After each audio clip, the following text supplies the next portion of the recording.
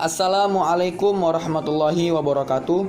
Perkenalkan, nama saya Aulia Ahmad Siregar. Saya adalah mahasiswa Universitas Islam Negeri Sumatera Utara, Fakultas Dakwah dan Komunikasi, Prodi Komunikasi dan Penyiaran Islam. Saya juga selaku peserta KKNDR Universitas Islam Negeri Sumatera Utara. Di tahun 2020 ini, saya berada di kelompok 29 dengan dosen pembimbing lapangan Bapak Dr. Muhammad Arif MA. Dan di sini saya akan menjelaskan tentang bagaimana cara berkomunikasi yang baik dalam pandangan Islam. Berikut penjelasannya. Pertama, di sini saya akan menjelaskan tentang pengertian komunikasi terlebih dahulu. Komunikasi adalah jenis proses sosial yang erat kaitannya dengan manusia serta syarat akan pesan yang disampaikan kepada proses sosialnya. Sedangkan menurut para ahli dalam bidang komunikasi, Ahmad S. Ruki mengatakan komunikasi adalah suatu proses pemindahan dan pertukaran pesan di mana pesan ini dapat berbentuk fakta, gagasan, perasaan, data atau informasi dari seseorang kepada orang lain. Lalu, bagaimana komunikasi yang baik dalam pandangan Islam tersebut? Nah, komunikasi yang baik dalam pandangan Islam itu sendiri ialah komunikasi yang harus dibangun dengan prinsip-prinsip Islam yang memiliki ruh kedamaian, keramahan, dan keselamatan, yang tentunya rujukan utamanya adalah harus sesuai dengan Al-Quran dan Sunnah Rasulullah SAW. Di sini saya mengutip ada 5 komunikasi yang baik dalam Islam yang harus kita ketahui. Yang pertama ialah qaulan sadida. Dalam bahasa Arab, qaulan sadida berarti pembicaraan, ucapan atau perkataan yang benar dan baik. Dari segi substansinya sendiri, komunikasi Islam harus menginformasikan atau menyampaikan kebenaran secara faktual dan hal yang benar-benar saja, dan tentunya tidak boleh berbohong. Allah Subhanahu wa taala di sini sudah menjelaskan di dalam Al-Qur'an surah An-Nisa ayat yang ke-9 yang berbunyi, A'udzu billahi minasyaitonir rajim. Bismillahirrahmanirrahim. Wal yakhshal ladzina law taraku min khalfihim dzurriyyatan di'afan khafu 'alaihim falyattaqullah walyaqulu qawlan sadida. Yang artinya, dan hendaklah takut kepada Allah orang-orang yang sekiranya mereka meninggalkan keturunan yang lemah di belakang mereka, yang mereka khawatir terhadap kesejahteraannya. Oleh sebab itu, hendaklah mereka bertakwa kepada Allah dan hendaklah mereka berbicara dengan tutur kata yang benar dan baik. Dan di sini Rasul menambahkan dalam hadisnya yang artinya, hendaklah kamu berpegang kepada kebenaran, karena sesungguhnya kebenaran itu memimpin kepada kebaikan, dan kebaikan itu akan membawamu ke surga, kata Rasulullah. Di sini sudah jelas, sahabat semua, apapun ceritanya, ketika berkomunikasi dalam pandangan Islam, haruslah melakukan komunikasi yang baik dan benar, dan tentunya tidak boleh berbohong. Yang kedua, qaulan baligha. Qaulan baligha dalam bahasa Arab asal katanya adalah dari kata baligh yang artinya tepat, fasih dan jelas. Berarti qaulan baligha itu sendiri artinya adalah menggunakan kata yang efektif, tepat sasaran, mudah, jelas dan fasih. Dan di sini Allah Subhanahu wa taala memperjelas di dalam Al-Qur'an surah Ibrahim ayat keempat yang berbunyi, A'udzu billahi minasyaitonir rajim. Bismillahirrahmanirrahim. Wa ma arsalna mir rasulin illa bilisani qaumihi liyubayyina lahum. Yang artinya, dan kami tidak mengutus seorang rasul pun melainkan dengan bahasa kaumnya. Dalam tafsirnya, maksud dari ayat tersebut, Al-Quran diturunkan dalam bahasa Arab. Bukanlah berarti bahwa Al-Quran untuk bangsa Arab saja, tetapi untuk semua manusia. Jadi bisa kita pahami bahwasanya Al-Quran ini diutus kepada Rasul untuk mempermudah berkomunikasi dengan kaumnya. Jadi ketika kita berkomunikasi kepada lawan komunikasi kita, harus dengan bahasa yang jelas dan mudah dipahami oleh lawan komunikasi kita, agar lawan komunikasi kita bisa mencermati apa yang bisa kita sampaikan. Yang ketiga adalah qaulan ma'rufa, yang artinya perkataan yang baik, santun dan tidak kasar, serta tidak menyakitkan ataupun menyinggung perasaan dari lawan komunikasi kita. Nah, di sini Allah Subhanahu wa taala mempertegas di dalam Al-Qur'an surah An-Nisa ayat ke-8 yang berbunyi, A'udzubillahi minasyaitonir rajim. Bismillahirrahmanirrahim.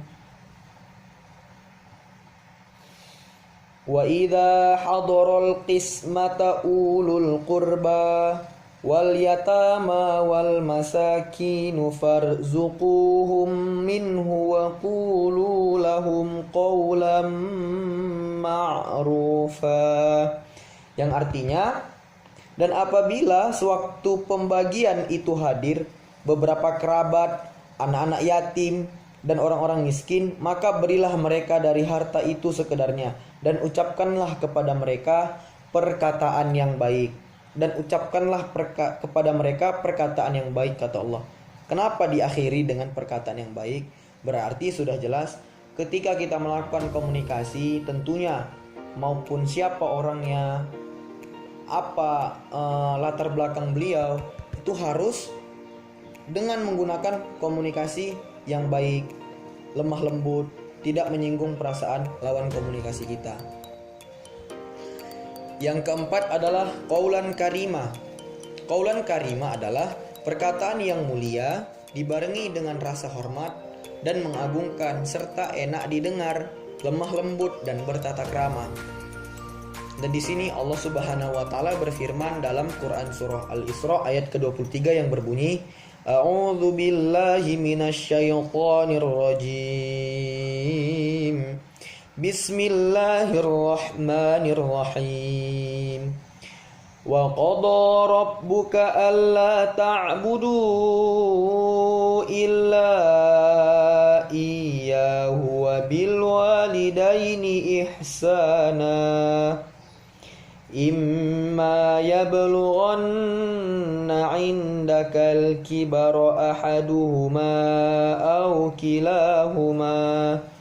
aw kilahuma fala taqul lahumā uffin wa la tanharhumā wa qul lahumā qawlan karīmā. Yang artinya, dan Tuhanmu telah memerintahkanmu agar kamu menyembah selain Dia, dan hendaklah berbuat baik kepada ibu bapa. Jika salah seorang di antara keduanya atau kedua-duanya sampai berusia lanjut dalam pemeliharaanmu, maka sekali-kali janganlah engkau mengatakan kepada keduanya perkataan dan janganlah engkau membentak keduanya, dan ucapkanlah kepada keduanya perkataan yang baik. Maksud dari ayat tersebut, dalam Al-Quran surah Al-Isra ayat 23 Allah mengatakan bahwasanya ketika kita berkomunikasi, dan tujuan dari ayat tersebut itu berkomunikasi ketika kita berkomunikasi kepada kedua orang tua kita. Nah, di sini peran kita, janganlah kita berkomunikasi kepada kedua orang tua kita dengan kalimat yang kasar, dengan kalimat yang tidak baik, tidak santun, tidak bertata krama, bahkan sampai kita melontarkan kalimat kepada kedua orang tua kita, itu sangat dilarang sama Allah Subhanahu wa taala. Maka di sini fungsi komunikasi Islam itu tadi, ketika kita berkomunikasi dengan orang lain, bahkan kepada kedua orang tua kita, gunakanlah perkataan yang mulia, yang enak didengar, yang dimana hati mereka ketika kita menyampaikan komunikasi dengan kalimat yang mulia, hati mereka tuh merasa tenang, merasa sejuk. Itulah fungsi dari qaulan karimah tersebut. Yang kelima ataupun poin yang terakhir ialah qaulan layyinan, yang artinya adalah pembicaraan yang lemah lembut dengan suara yang baik, penuh dengan keramah tamahan.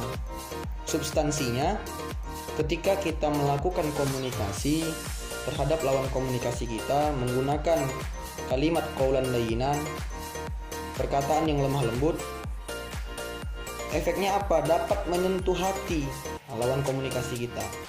Nah, di sini Allah Subhanahu wa taala berfirman dalam surat Toha ayat ke-44 yang berbunyi, A'udzu billahi minasyaitonir rajim. Bismillahirrahmanirrahim. Faqula lahu qawlan layyinan la'allahu yatadzakkaru aw yakhsha. Yang artinya, maka berbicaralah kamu berdua kepada Fir'aun dengan kata yang lemah lembut, mudah-mudahan dia sadar ataupun dia takut. Nah, makna dari ayat tersebut ialah ketika Nabi Musa berkomunikasi ataupun menyampaikan pesan yang baik kepada penguasa yang zalim bernama Fir'aun, Allah menyuruh Nabi Musa tetap dengan menggunakan kalimat qaulan layyinan ataupun kalimat yang lemah lembut.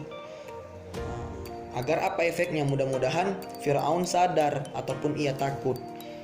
Nah, jadi bisa kita ambil kesimpulan bahwasanya ketika kita berkomunikasi dengan lawan komunikasi kita, siapapun itu, baik dia seorang penguasa, pemimpin, sahabat kita, orang tua kita, abang, adik, saudara kita, siapapun itu, tetap berkomunikasi yang baik dalam pandangan Islam. Gunakanlah kalimat qaulan layyinan, pembicaraan yang lemah lembut, agar apa? Dapat menyentuh hati lawan komunikasi kita. Nah, sahabat semua, dari poin yang terakhir ini, mudah-mudahan kita bisa mengambil manfaat bagaimana cara berkomunikasi yang baik dalam pandangan Islam. Yang saya kutip tadi ada 5 poin. Poin yang pertama itu ialah qaulan sadida, yang artinya itu perkataan yang baik dan yang benar. Yang kedua itu qaulan baligha, kalimat yang jelas. Yang ketiga itu adalah qaulan ma'rufa, perkataan ataupun kalimat yang santun dan tidak kasar terhadap orang lain. Yang keempat itu ialah qaulan karima, kalimat ataupun perkataan yang mulia dibarengi dengan rasa hormat dan enak didengar. Dan yang terakhir itu qaulan layyinan, perkataan yang lemah lembut serta perkataan yang baik agar dapat menyentuh hati lawan komunikasi kita. Mudah-mudahan sahabat semua, dari 5 komunikasi yang baik dalam pandangan Islam tersebut bisa kita jadikan ibroh ataupun pelajaran dalam diri kita dan bisa kita amalkan dalam kehidupan kita sehari-hari. Mungkin itu saja yang bisa saya sampaikan dengan pemaparan saya tentang cara berkomunikasi yang baik dalam pandangan Islam. Semoga bermanfaat. Lebih kurang saya minta maaf. Wassalamualaikum warahmatullahi wabarakatuh.